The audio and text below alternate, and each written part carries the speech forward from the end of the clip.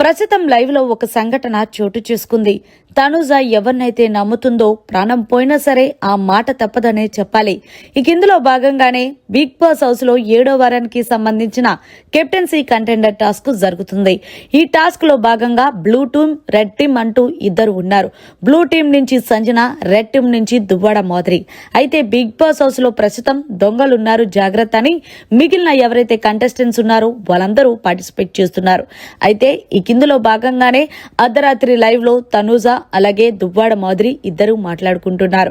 ఇక మాదిరి తనుజతో అంటుంది, నాకు చాలా భయమేస్తుందిరా, నువ్వు మాత్రం నా టీంలో నుంచి వెళ్ళిపోద్దు అంటే, ఈలోగా తనుజ అంటుంది, ఎందుకు భయపడుతున్నారు మీరు అంటే, అదేం లేదు, వీళ్ళకి డబ్బులు ఇవ్వకపోతే వాళ్ళు వాళ్ళ టీంలోకి సంజన టీంలోకి వెళ్ళిపోతానంటూ రీతు రాము అంటున్నారు అంటే, దానికి బదులుగా తనుజ మాట్లాడుతూ, నేను మీకు ఒక విషయం చెప్తాను, గుర్తుపెట్టుకోండి, మీ దగ్గర డబ్బులు ఉన్నంతసేపే వాళ్ళు మీ దగ్గర ఉంటారు, అది బయటన్నా లేకపోతే బిగ్ బాస్ హౌస్ లో ఉన్నా. కాబట్టి మీ దగ్గర ఉన్న డబ్బులు మీరు ఎవరికి ఇవ్వకుండా లాస్ట్ వరకు చూసి లాస్ట్ లో ఇవ్వండి. ఒకవేళ మీరు డబ్బులు ఇప్పుడు ఇచ్చేసారంగో రీతు ఖచ్చితంగా సంజన గారి టీంలోకి వెళ్ళిపోతుంది.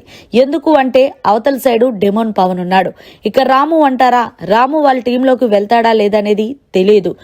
అంతేకాకుండా ఇమాన్యుయల్ కూడా ఆ టీంలోకి వెళ్లిపోయే అవకాశాలు ఎందుకున్నాయి, ఎందుకంటే వాళ్ళ మమ్మీ అవతల సైడ్ ఉంది కాబట్టి ఖచ్చితంగా వాళ్ళ మమ్మీ కోసమన్నా వెళ్ళిపోవచ్చు.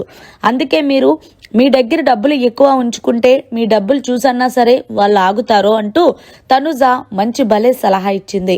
అంతేకాకుండా ఈరోజు టాస్క్ లో మీ మీద నాకు చాలా చిరాకు వచ్చింది.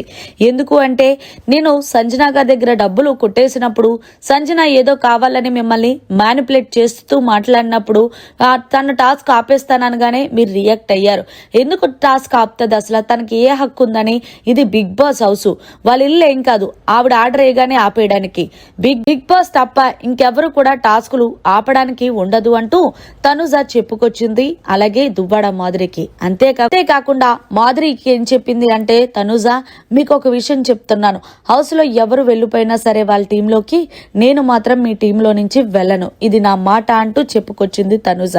ఏది ఏమైనప్పటికీ తనుజ స్ట్రాటజీలు, తనుజ మాట్లాడే విధానం భలే ఉంటుందనే చెప్పాలి.